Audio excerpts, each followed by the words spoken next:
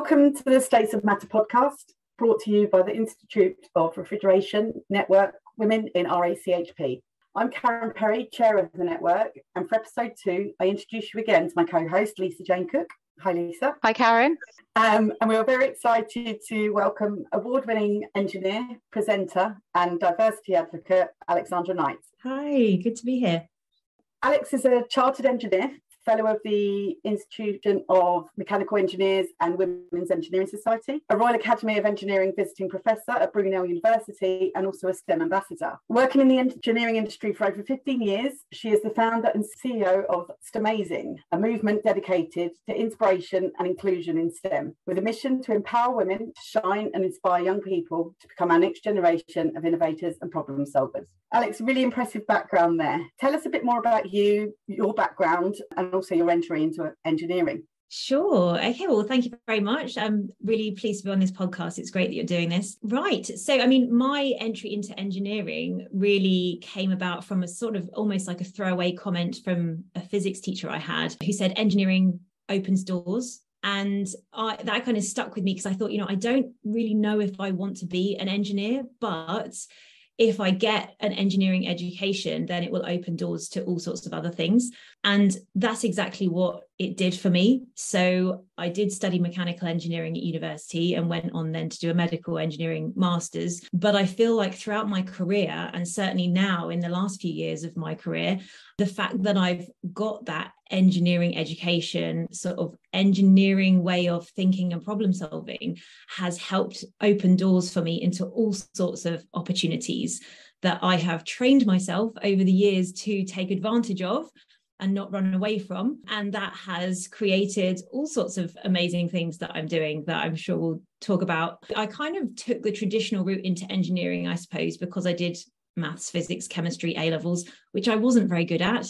But my parents told me that doing those A-levels would help me get a good career and be financially stable, which I suppose of that generation was the most important thing in life. It wasn't necessarily about being happy, which I think we've changed our view on quite a lot now in terms of like career aspirations. So yeah, and then like at uni, I struggled quite a lot. I kind of really had difficulty with the first couple of years, but found my feet, ended up coming out top of my year. So I did really well, even though I struggled to get in to do the degree in the first place. And that kind of gave me a confidence boost that if I apply myself, if I work hard, I can pretty much do anything that I set my mind to. So that definitely started to kind of build that foundation of confidence deep in me that I was definitely lacking before that.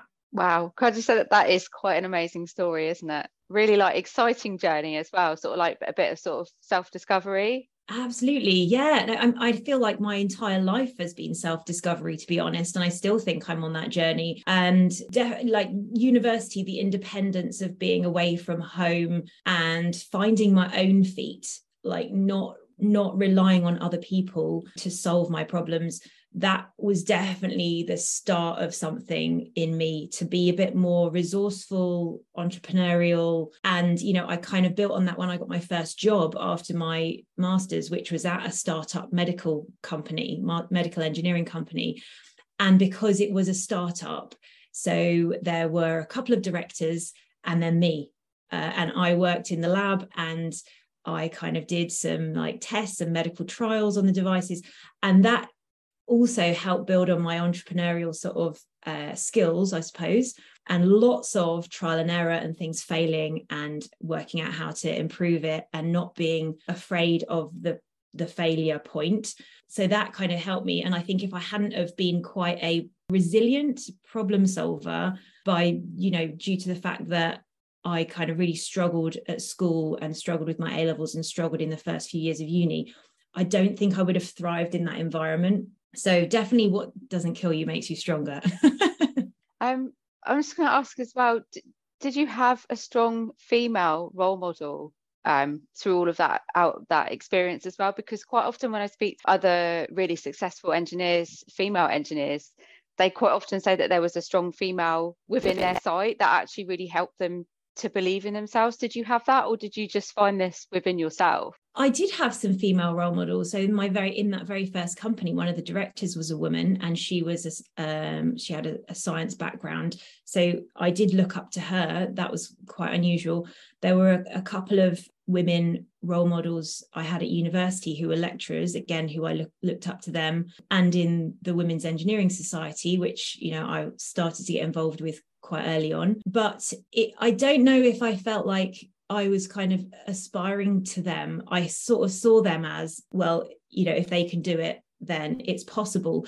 But still, the majority of the people around me were men, and the majority of my feelings were almost like I still had to prove myself as a woman in engineering, a young woman in engineering. And so I think that desire to prove myself was stronger than me having like maybe a positive influence from a role model, if I'm honest. So I feel like I would have really benefited from more role models. The fact that they were very much in the minority wasn't enough of an influence on me to feel like I belong here. I still felt like I didn't belong a lot of the time. Yeah, it's interesting. I feel like it sort of reflects my story a little bit. I had a mum. My mum was an engineer, so I had a really strong role model from a very early age. But actually, when I went into my apprenticeship, I was the only girl. And actually, my first day when I walked into the workshop, the lecturer looked at me and said, "Beauty therapy's in the next block, love." You know, and I was wearing DMs. I had like dreads in my hair, rainbow coat. Like, I was just such a strange, weird child. And, you know, that from that moment, I was determined to prove them wrong as well, because he almost just didn't expect me. And, you know, to my shock, you know, he'd not even looked at the register for the class, because if he had, he would have realised he had a girl on his class. So I think probably, yeah, like I say, it's quite similar stories. I think that's so terrible coming from an authority figure, isn't it? Because I had similar comments at uni. My very, very first lecture, considering I came from an all-girls school, so I was used to 100% girls at school, went to university, and I was one of 10 girls out of over 100 students. And the first lecture I went into, and I sat down next to a group of lads who were looking at photos and seemed like all literally like fawning over these photos. And I said, "What are you looking at?" And they were looking at photos, like printed out photos back then, of an engine block and this engine of a car. And I just was like, "Oh, interesting. Okay, why?" And they said, "Oh, you won't be interested in this. Anyway, did you realize this is engineering? English is down the corridor," assuming that I was meant to be in the English lecture. And I said, "No, I am meant to be here." Sort of like, oh my God, thinking, am I meant to be here? Yeah, so, but I mean, from a lecturer or from somebody who's taking the course, that's just awful, isn't it? But it just shows the level of the problem that exists and still does. And I think that is the thing, it does still very much exist. It really does. I think we spoke about this in our last podcast as well, didn't we? But that's almost gives you that determination to work against those stereotypes as well. Yeah. Did that spur you on at all, that sort of comment from the boys within your... Yeah, interestingly, it did spur me on, but I think luckily I responded that way. Well, I suppose initially I had a bit of like, oh my God, total self-doubt. Am I meant to be here? Like, I don't even really appreciate what an engine block is. I don't know what I'm looking at here. And I certainly don't find it as interesting as you. So I don't like, am I wrong to be here? But then I kind of didn't really give myself a choice. So I decided I was going to turn it around and I was going to prove that I was meant to be here. And maybe that resulted in a bit of an overachievement type mentality, and that like I didn't just want to get my degree. I wanted to be the best. And I did make that, but that took a lot of hard work and a lot of probably sacrifice personally to achieve that. And I'm not sure that that's the right answer either, you know, because I think that puts a lot of pressure on an individual. And that in itself is setting unrealistic expectations, which in itself is quite self-destructive. So I feel like a better balance is the key, but that's so hard to get. You know, it's so hard to just sort of be yourself and achieve the right level for you whilst feeling you belong. And getting that balance of drive is something I'm still working on now, if I'm honest. I think that's it. It shouldn't be a fight and a challenge, should it? It should just be a natural thing that we go into, that everyone's nurtured to develop within those careers. So from a successful career in engineering to becoming the amazing STEM role model that you are now, what changed, or what triggered that change in direction for you? Maybe it didn't feel like that for you, but for others it would look that way. Yeah, no, it did feel like that for me. I think I was on the usual, like, pretty bog standard career trajectory, just working my way up to the next promotion in the company and taking on bigger and different projects, and just felt like that was just the norm, and that was what I just, didn't really think anything different about it. Just that's what I did. Worked hard to get the next promotion and the next pay rise. And then once I'd had children and I was struggling with the idea of trying to make life work with the career aspiration and ambition that I definitely had, whilst balancing wanting to be around for my kids and not being able to really make that work satisfactorily, I always felt like there's a disconnect here. Something is not working for me. I don't have the freedom to be the best career person I can be, whilst also being the mum that I want to be. And for me, that was about having time with my children. And because, this was pre-COVID, obviously, working from home was not really normal, and flexible working even wasn't really normal.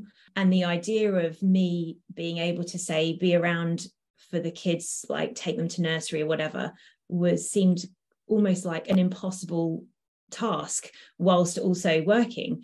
And so this had started creeping in for quite a while anyway, for quite a number of years. And then I kind of felt like I wanted to try doing my own side hustle. So I definitely started Stemazing as a side hustle. It happened before COVID that I had this idea for a couple of years of what I wanted to do: mentoring, coaching, running STEM clubs. But I thought I'll just run that as a side hustle, and had registered the name with Companies House and sort of got the ball rolling, because, again, telling myself, don't wait for this concept or this idea to be perfect. Progress is better than perfection. Just do it and see what happens. So I just registered, it cost you like 20 quid to register a company.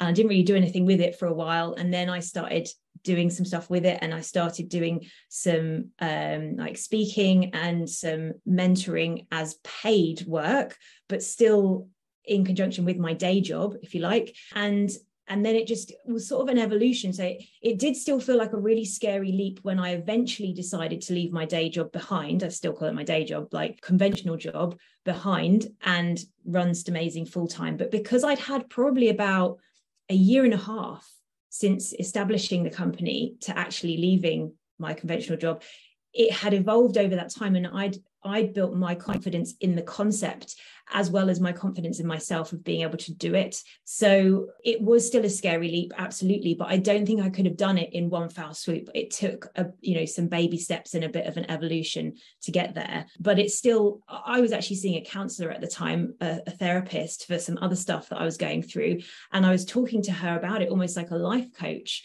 And it became clear to me from sort of her reflecting back to me that this is what you're meant to do, Alex. And you absolutely like come alive when you're talking about this thing that you want to do, and yet you feel like you can't do it. And the only person standing in your way is you, because why can't you just decide to do it?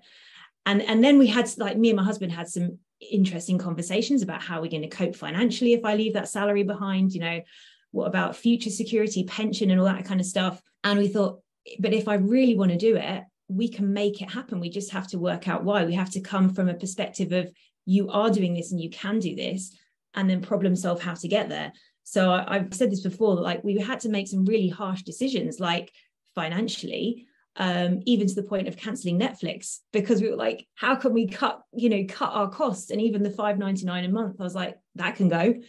I knew that I had to do it for me, because I couldn't see myself doing another 20 years on that bog standard career trajectory. Even if I was doing pretty well, it somehow just wasn't enough anymore.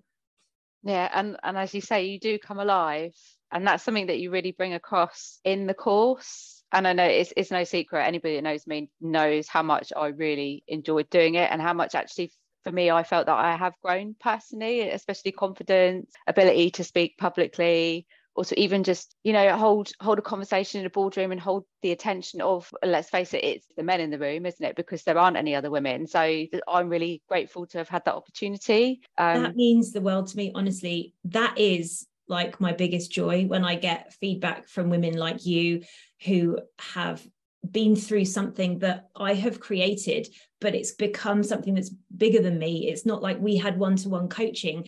The thing that I have created has benefited you, but you've gone and taken that opportunity and flourished yourself. You've made that happen. And that is what I absolutely love. It's like I'm sort of a bit of an initiator, but mainly a catalyst in helping other women, first of all, see and then work towards their potential. And that is addictive. That is like a drug to me now. Getting that feedback just always reminds me, no matter how hard it is doing what I'm doing kind of a bit on my own and like keeping to push forward with what I'm doing, that feedback just makes it 100% worth it. So thank you. And it's, again, like you say, it's bigger than like the initial idea as well, because I've taken what you've taught me and I'm sharing that with other women as well. And I'm sure there's other women who have been through Stemazing that are doing the same. So you're not even going to see the number of people you're reaching with it. My sister, who is one of my big role models, said to me the other day that she got a taxi randomly from Luton Airport to somewhere, and she happened to start telling the taxi driver about me and what I was doing, because she'd just been watching a thing I'd been doing that was on Curiosity Stream. And he said, "Is that Alex Knight? Oh, my girlfriend follows her on LinkedIn and has done one of her programs or something." And my sister was like, "What? It's so random." And she was telling me, and I said, "Honestly, I don't know who that is. I feel like I should know who that is." But you're exactly right. There's people benefiting now who I won't necessarily even know about it. Yeah, that's awesome. It's definitely worth something, for us to keep sharing it. And like I say, everybody that knows me knows that I do talk about it a lot, but the benefits have been massive to me. I know that you've got a wave going through at the moment, but if anybody's interested in joining the next wave, when would be the launch and the deadline for applications? So yeah, you're right. We've got a wave at the moment going through, which will finish at Christmas. And then we'll have the spring summer round opening early in 2023, which will start in March 2023. So if anybody's interested in registering their interest, it's great if you can kind of link in with the World Refrigeration Day community, because we hold a certain number of places guaranteed for those women, as we do with our other sponsors. But there are open places as well, so anyone can apply, and then fingers crossed you get down selected, and that will start in March next year. So registration will open probably around the end of January. So keep an eye out for that. So thinking back to your career, and it can be any point of your career, so whether it be your sort of your day job, as you like to put it, or the Stemazing, what's been your biggest highlight? I think it's got to be Stemazing, but the thing that has always given me a feeling of satisfaction and feeling like I'm at my absolute peak in my career is when I've been working with other women. And so I can always sort of almost see those points in my career history of when I've worked with other women, and I feel like there's been genuinely something that has sparked a new idea or sparked something that has really made a big difference to one of the projects we've been working on. And it gave me such satisfaction to see not only that career outcome, but the improvement in that woman's self-belief from me working with them. And that has then demonstrated to me over time that is where my natural strengths lie. It's supporting and empowering other people to do something amazing that then I benefit from, we all benefit from, because it produces a better output at the end of the day. And I can trace that back right to sort of when I first started managing people in my second job, and sort of saw people progress and people develop and then go on to do something brilliant that maybe they would have got there anyway without me, but I helped them get there faster and believe in themselves more. And I've certainly had bosses where I didn't feel like they brought me up as a person. They didn't help me believe in myself more. They might have given me some structured development, like technically, but they didn't help me believe in myself more, which ultimately is the foundation for anything, I think, in terms of development. And I feel like I do that. That's what I prioritize. So I've seen that over the years. And particularly a couple of the biggest highlights for me is when I've seen my mentees, who are like significantly younger and less experienced, have a major step forward in development or self-belief. And I just feel like they're going to go on to do amazing things. They're going to go on to really make a difference in the world. And I was part of that. I helped them get there. And I may never know ultimately what they achieve, but I feel like I'm a part of their life and they'll carry that forward. And that, I suppose, comes down to leaving a legacy, doesn't it? You don't necessarily know what that legacy is, but it's out there in the ether. And it's almost like you're sharing a piece of your energy and sort of soul almost with people that goes and influences their direction. And that is definitely, for me, the most valuable kind of satisfying thing that I can do. And I've received awards and I've got the various accolades and stuff like that, and that is lovely, but I feel like that sort of recognition of the stuff that is really important to me, the accolade and the award itself is not the highlight, if that makes sense. Actually, you've just like literally sparked a question that I have to sort of ask. So obviously men and women have very different characteristics, and this is very much a stereotype that I'm talking about, but women perhaps being more emotionally, intelligent and more nurturing. So do you think if we have more women leaders, that actually in time we will just develop a management team that have those skills naturally? Because women, if you've got younger men that are looking up to you, do you think that will rub off those stereotypical characteristics that perhaps we do have? Role models influence us in so many ways, and behavioral influence, I think, is one of them. So if I genuinely, I think you're right. If we have more people with emotional intelligence and empathy skills as leaders, so more like servant leaders in leadership positions, then they set the tone, they set the culture of the organization, and almost give people permission to be more vulnerable, to be more empathetic, to be more open-minded. So I completely agree that they don't have to be women, but women are maybe just more used to being more emotional and more vulnerable because it's more acceptable in society for women to be like that and less acceptable for men. So I know lots of men who are vulnerable and emotionally intelligent and have empathy, but they might not necessarily show that at work, in a work situation. So I think we all need to give ourselves permission to show those skills. I think they are skills that you can develop and learn. We need to give ourselves permission and set good examples. So the leaders setting those examples, they will, like you say, set that culture, set that tone. And I think it will definitely help to get more women, more balance, generally more balance, because I think if you had all women, it could get toxic, just like it can be like toxic if it's all men. So I think the balance and the natural sort of balance that a mix of different personality types, different backgrounds bring to a team, and particularly a leadership team, will be so valuable. And that's why we need more women in engineering, just to help us get the balance. I don't want it to be 100% women and women to just be 100% in boardrooms. I want there to be a balance, and that is what I think provides the foundation for greater inclusion, which leads to greater innovation. And that's what we need to solve all the global challenges that we've got that are only, going to get worse. And it's not just about creating innovative solutions. It's about creating inclusive, innovative solutions that will benefit everyone. And without that balance of leadership, therefore setting the tone for the balance of the culture in the organization, we won't get there. So I completely agree with what you said. And I would build on that and say, yes, it can be men and women providing that kind of leadership, but a balance, almost like having more women, gives the men permission to be like that as well. So everyone benefits. Culture change is just such a big task, isn't it? It's, it just takes such a long time to happen. It moves very slowly. But for me, it's that diversity with working in a large manufacturer business. It's that diversity of planning for the business and structure, and it's not always about the technical arm and the product arm. It is very much about that development of people and just a different thought process, and what I will probably always refer to as the softer skills as well. It's not just hard technical, what do you know? It is about how you behave and how you work with others and develop the business as well. So it's really nice to kind of hear that you talk about that as well, Alex.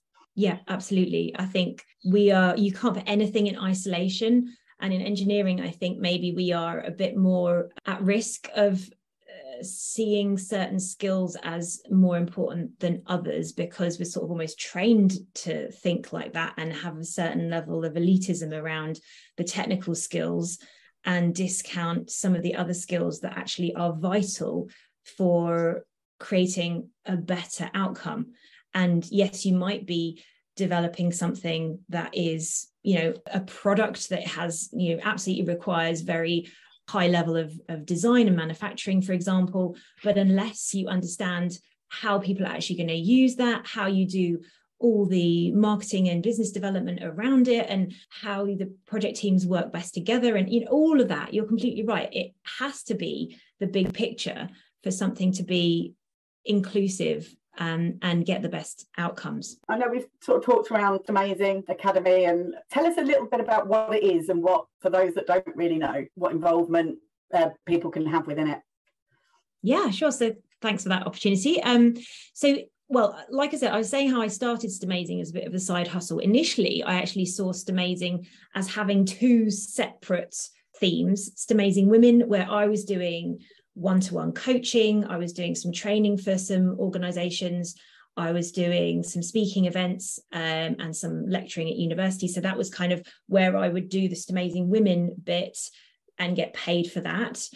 And then Stemazing Kids was sort of my joyful hobby bit almost, where I was just taking some STEM sessions that I'd run over the years and just adapting them and improving them to make them a bit more high level of fun and still have this core STEM messages sort of like woven in there, but mainly focused about not trying to educate kids about engineering, but more have fun through engineering with practical hands-on activities. And just purely for me to sort of not break the bank, do all of these with really simple resources that you would find around the house.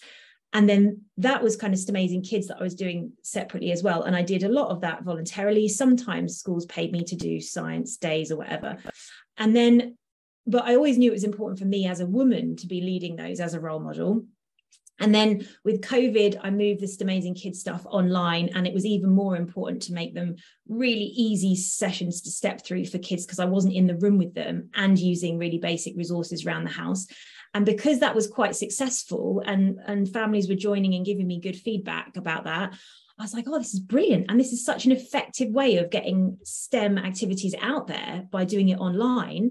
So then I started speaking to some women in my sort of, close network and saying, I'm doing these sessions, like, do you want to do them too? And I'll somehow coordinate you doing them so we can do more sessions because I've only got a certain amount of time in the day. And then I'm like, oh, I don't know, I'd love to do it, but I don't really think it's up my street, or it's not me, or I'm not good working with young children. And I was like, okay, well, I know you are, but you don't think you are. So how can I support these women to do that more? And that's where then I combined Stemazing Women and Stemazing Kids and came up with the idea of the Inspiration Academy so that I could support women to be more confident with running these Stemazing Kids sessions. And then they could go and, work the magic and spread the word and spread STEM even further. And it was a complete experiment. So the first session, the first round that Lisa Jane was on was like a complete experiment, really, just to see how it went. And the fact that I was sort of evolving it as I was going and getting feedback from the women on board saying like this I'm loving this bit, or like this bit isn't working very well. And then I just sort of slowly adapted it. And now that's become the main thing that I do, because I've realized just actually how powerful that sort of springboard is for women, to give them a confidence boost that is on the surface about doing STEM kids clubs, but underneath that it's actually a lot more than that. It's actually building confidence in yourself as a role model. And like Lisa Jane said, that filters into everything. It filters into being able to say yes to opportunities, put yourself forward for promotion, speak up in a boardroom. It all comes from the same place. And therefore, I think there's a bigger benefit than I even necessarily saw from the outset. I'd woven into the program some of the stuff I was doing with women who I was mentoring anyway. So I knew it was helpful, but I didn't realize or appreciate that it would be as helpful as it has been. And then, of course, reaching the kids, and the number of, you very quickly reach a lot more kids as soon as you've got more women involved. So it's a way to really scale up the impact of showing children visible female role models and introducing them to STEM in a way that they find really fun and accessible, and that they can do it and they see that it's related to real life. That itself will hopefully sort of sow the seeds of challenging some of those stereotypes around STEM, not just about gender stereotypes, but stereotypes around, I can't do it if I'm not super clever, or I don't understand how this engineering thing is even related to what I'm doing, because we never talk about it at school. We just talk about maths and science. So hopefully it's sowing the seeds at a young age. And then obviously it needs to be reinforced as the children get older. But there's already quite a lot of STEM outreach at secondary school level. So that's why I'm targeting the really young children. And I'm just blown away by how much it's kind of evolved and growing since I started it not that long ago, really. So if people want to get involved, like, it's open to any women in STEM, and you don't have to have STEM qualifications. You don't have to have a STEM job title. You just have to be connected to a STEM field in some way, either through your background of what you studied or where you're working now. And it's a 4-month program, all online. So anyone, anywhere can take part, as long as you've got an internet connection. And you learn to build your confidence being a role model, confidence on camera for doing online STEM engagement, and build your portfolio of really fun, hands-on, interactive STEM sessions with kids, that then after the program, when you have tested it with a class, because you kind of get forced to deliver these sessions to a class of kids, and then you realize that you can do it and it's actually quite rewarding, then hopefully that's the springboard for going on to do more. And of course you can continue using the Stemazing kids resources, but also develop your own, get your own from other sources, because there's loads of fantastic stuff out there. So I just hope that it is the springboard, or sort of motivator for women to go on and continue to do this even more. To be forced to do it online has probably been what's really helped it to scale up as well, and have so many different people involved. I know Lisa Jane as well was part of, as you said, the Experimental Inspiration Academy, and often seen some of the classes and classrooms that she's led as well. But Lisa Jane, what was your experience within the academy, and kind of what you did and what you learned from it? I know you spoke briefly, but the operational kind of stuff, what you had to get involved with. I suppose for me it was quite a daunting thing to start, and if I'm really honest, when I first signed up for it, I was kind of pushing myself. It wasn't really something that I really wanted to do. I was already a STEM ambassador, and I knew the value of taking away some of those classes, but it was the prospect of having to record a video and like to put my face online, and for even my voice to be out there as well, that just seemed like the most alien thing in the world to me. So actually getting through that, the videos, classes, tasks that we were given, all of the mentoring that Alex did with us really does build that confidence, because now we're recording podcasts and we've done webinars and all sorts of stuff, and I wouldn't have done that without. I suppose I just want to say, sort of off on a side angle a little bit, Alex touched on the engagement with the children, and something that I found really interesting is that I've worked now with 2 SEND schools, so special educational needs, and when I've spoken to the teachers after the class, they've been blown away with the engagement from the children, because they really often struggle in a classroom environment. They prefer to be outside, in nature and playing outside, and that they really do struggle in the classroom.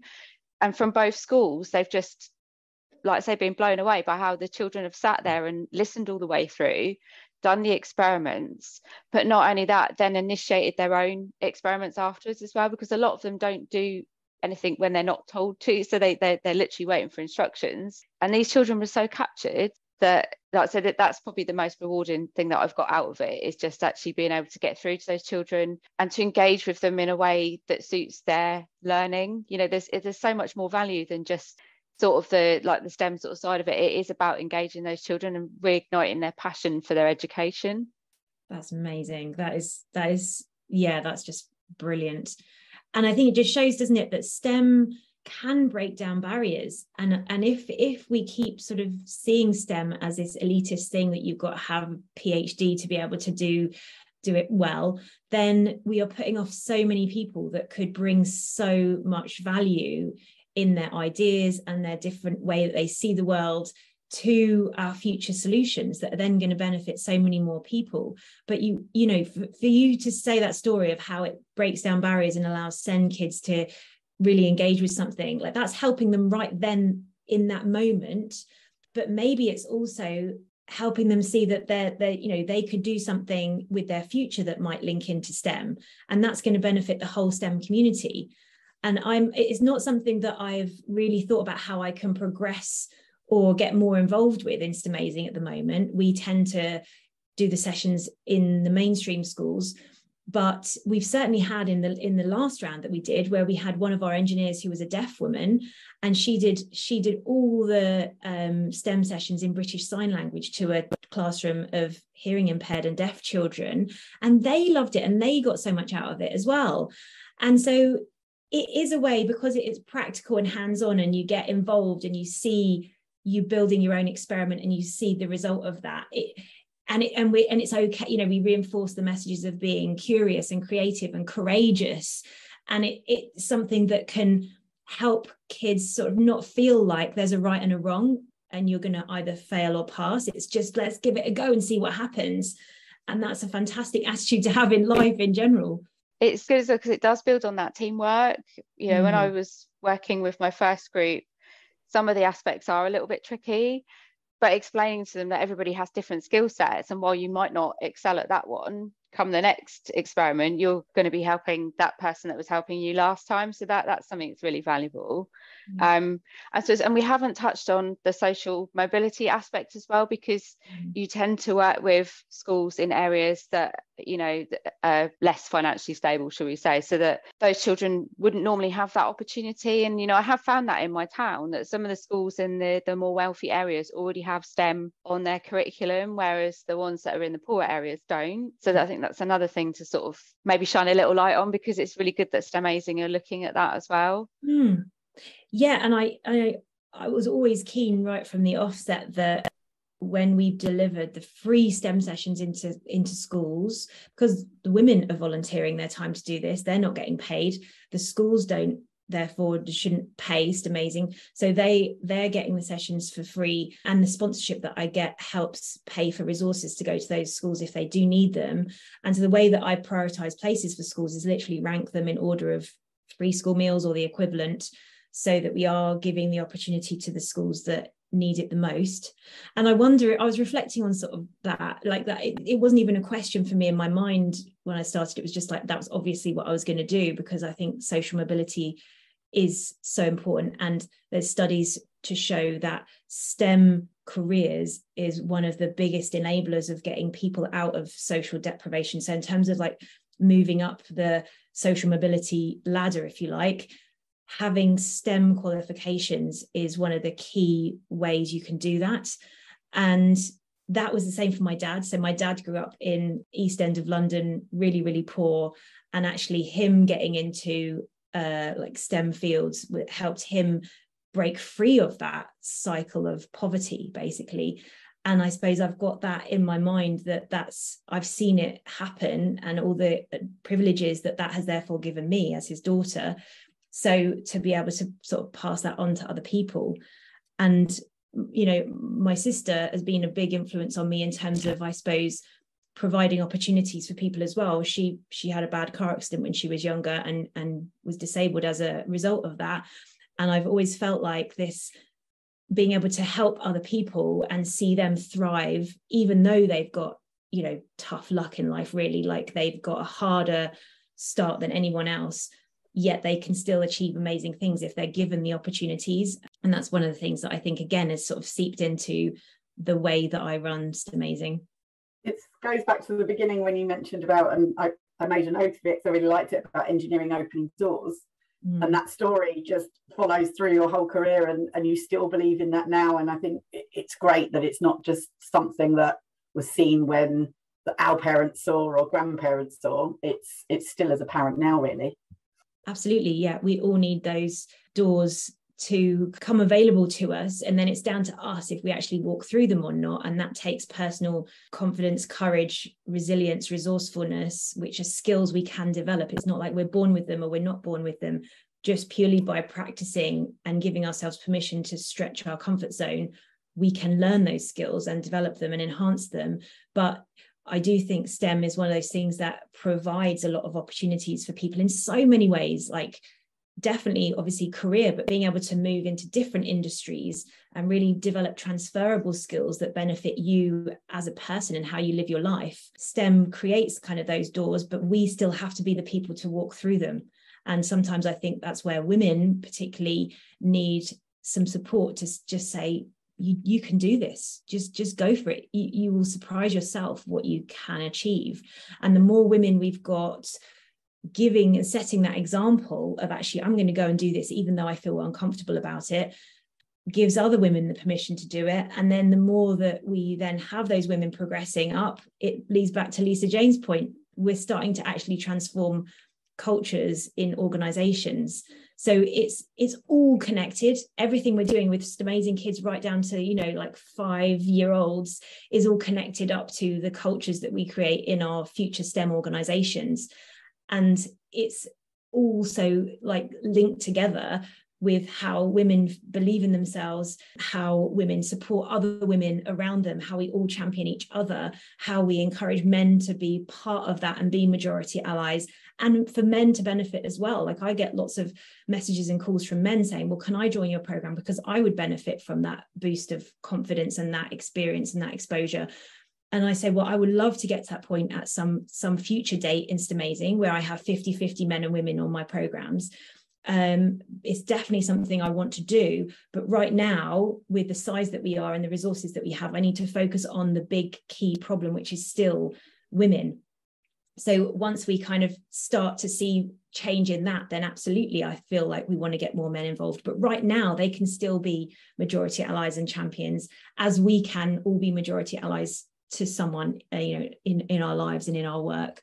So everything is connected, and that's so satisfying when you realize that everything you do is connected to the world around you and connected to everybody else in some way. And I think it helps us with our motivation for feeling like what we're doing, if it's tough, is not just for us. It's part of a bigger picture that is helping in so many ways that we might not even see or be aware of, but we have to just believe that it is making a difference. So we've got sort of a bit of a theme that we're going to run through these podcasts, because we've all had these moments where we just think, oh my God, that was the worst experience ever. What has been your most embarrassing moment? For me, we touched on the last podcast. For me, like walking into the office with my skirt tucked into my underwear is very typical sort of thing that I would do. But it's just something like that perhaps you just think at that moment you wish that the ground would swallow you. Honestly, like I was thinking about this, and the two things came to my mind, different like forms of embarrassment, if you like. One, which was, for anyone that knows me, they know, like, especially the younger Alex is very much a Britney Spears fan and just love cheesy music. And we were at a works sort of like team building get together thing, and there was some music, and I maybe had a couple of drinks, and I went and just literally stole the mic off the DJ and started singing along to Britney Spears, and didn't realize, because I was sort of like in my own little world, that the whole of like my work colleagues, people who I would have probably even been like nervous to talk to in the office, were all standing staring at me. People took photos, and actually when I left that job, they made this really sweet like roadmap of my life in my job from when I joined to when I left, and the photo of me like properly giving it as the Britney Spears absolute going for it on the microphone is one of those photos. So I remember at the time when I realized everyone was staring at me, being absolutely mortified, but it's one of those things that became a bit of almost like, I don't know, like a kind of endearing thing that I was still embarrassed about but less ashamed of, if you like. But another moment I remember, which is more cringe than embarrassing, and comes back to one thing we were mentioning earlier, maybe even before we went live on this podcast, about comments that can be made to you and how it makes you feel. So this was my very first job. As I mentioned, there was like some senior people and me as very, very junior, like first sort of proper job after uni. And we were talking about the importance of, in product development, being able to appreciate other products that are out there and taking like some of their like design sort of aspects and integrating them into something new as part of the innovation process. And this director started talking to me about washing machines and how, you know, every engineer should know how a washing machine works, and that washing machines have a lot of actual, like, it's very basic kind of, we take it for granted as a device, but it's sort of stuff we should think about integrating into our ideas for other designs. And then he said, and do you know, Alex, that the vibrational frequency of a washing machine is the perfect frequency for female orgasm, and I recommend you sit on one of those washing machines and see what happens. I bet you'd enjoy it.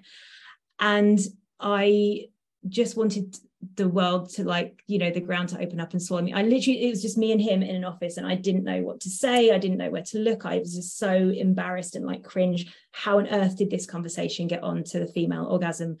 I do not know, but now I don't know how to end the conversation. And it made me feel completely embarrassed and uncomfortable. But again, I felt like I had to let it go. I didn't know how to respond. I should have said, wow, what? That is inappropriate. Where's that come from? But I didn't. I just let it go. And that was kind of the story of my life to begin with, when I had quite a few inappropriate things said to me. They were highly embarrassing for me and made me feel uncomfortable, put me in an awkward position. Had no idea how to respond. And if I'd have been a different type of person, I could have just thought, I need to leave this industry. This is horrendous. I can't work in this kind of situation. I remember another one where I was working on a submarine project, and I'd been down in the dockyard wearing horrendous looking PPE that didn't fit me properly at all. And unbeknownst to me, someone had taken a picture of me looking like arms crossed, looking kind of like a bit unimpressed at whatever we were looking at, some trial. And they printed this photograph out, made it into like a poster that said, "Women in engineering, beware." And they put it up in their office. And then I had people coming up to me who I didn't even really know, saying, "Oh, you're that girl on that poster. That's hilarious." And I was like, what? I didn't know. And when I saw it, I was like, oh my God, this is awful. Everyone's laughing at me because I look ridiculous in this PPE. I look like I'm really unimpressed and bored. And it was just like awful. But again, I didn't know how to respond, and everyone thought it was funny. So I thought, oh, I should probably think it's funny rather than making a fuss. So yeah, and like other you know, many things like that have happened that have been embarrassing / cringe, not necessarily funny. Other people found them funny. And I think, you know, it's just this still happens. And if we don't stop it and realizing that it's actually sexist, degrading, you know, a form of harassment, then we are going to keep losing talented women. There were many points in my career with things like that I could have just gone, do you know what? I've had enough. I'm not putting up with this. And that's it. It's very damaging, isn't it, to the future of the industry then? I think, like you said, we all had similar kind of experiences that you get caught up in it in that moment, that you can't quite believe it's being said, and then you kick yourself afterwards that you didn't address it or didn't say something. But yeah, it could be very damaging to some people that maybe aren't so resilient, that, like you say, just think this isn't for me. And that's the problem, isn't it? Like, I think when people say, oh, you've got to it's just a joke, it's just banter, you've got to go with it, that's their opinion of what banter is. And it is a hard area to know, like, where is sort of like camaraderie, being funny and kind of having an inclusive joke with people, compared to actually someone is the butt of this joke and it might be embarrassing. They might put up a confident front, but actually inside they're dying, and you just don't know.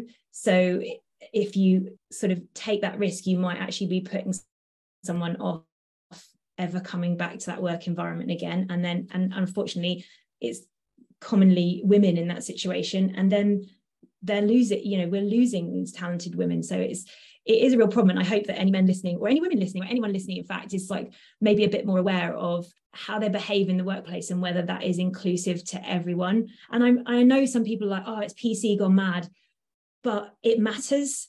So why risk upsetting and damaging and hurting people? Why not just be kind and inclusive? Because there are other ways of having fun. It doesn't mean somebody has to be the butt of jokes. But I think that's a very traditional engineering culture, is to kind of basically take the piss out of people, laugh and joke about people.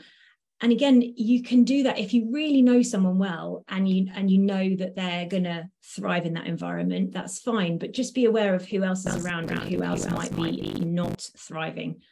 Yeah, I think that's it's an interesting point, the sort of banter and harassment. And I've sort of grew up in, I wouldn't want to say a male environment, because actually I've only got a sister, and so in our house my dad was the only man. But when I was at school, all my friends were boys, so I was kind of in that banter kind of environment to start off with. So a lot of it does sort of go over me, and I've had to reset in more recent years, because we're trying to bring young people in, and we forget that as young people they're vulnerable. And like you say, that kind of banter may well actually be harassment to them, whereas me, I'll literally throw something back at somebody. I'm just like, you're going to speak to me like I speak to you the same way back.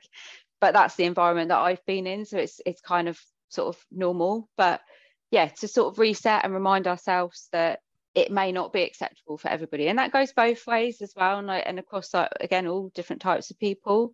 So it is a really good point, and something that hopefully maybe after this people might take a few moments to sort of think themselves about perhaps the way they speak or communicate, or things they might do in the workplace, and how appropriate those things are. Definitely, yeah, because I think even how you communicate with people, if you are giving them signals that you are like not happy with them, or that you don't value their work, then that can really deeply affect some people. Other people, it will be like water off a duck's back, and other people, it will really deeply affect them and knock their confidence massively. So being aware of the influence you have on others with your body language as well as what you say. And that doesn't necessarily just have to be junior people as well. It's like your peers, maybe even people senior to you. It's just about recognizing the impact you have on others, being more self-aware. And again, I feel like that is something we can learn. It doesn't mean some people are just incapable of growing their self-awareness, but if we work hard on that and have like more inclusive cultures where we are able to share those things and recognize that without, we can have some constructive feedback about how to improve, then we can get there slowly. It's not an insurmountable problem, but it does require some hard work. And I'm not sure everyone is willing to put in that work. And that's where the problems lie.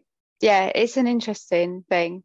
I think for me, probably sort of my best bit of advice for how to sort of approach that in the workplace is to encourage people to build relationships. So, maybe even people to find like a wingman, but someone that's completely different from you, so that you can sort of start these conversations and discuss perhaps the differences in your culture and what you might find offensive. So it's sort of helping people to build cultural knowledge, I suppose. So yeah, I mean myself, I would definitely encourage people to seek out somebody that is completely different from you, and just have some really honest conversations with them about how certain situations make you feel. I think having mentoring relationships where you've got, in any mentoring relationship, there's the opportunity for reverse mentoring as well, and learning from your mentee, and then also having maybe lunchtime sessions where you do talk about inclusion moments, like you have safety moments, and say like, this happened and what can we do to improve the outcome of that next time.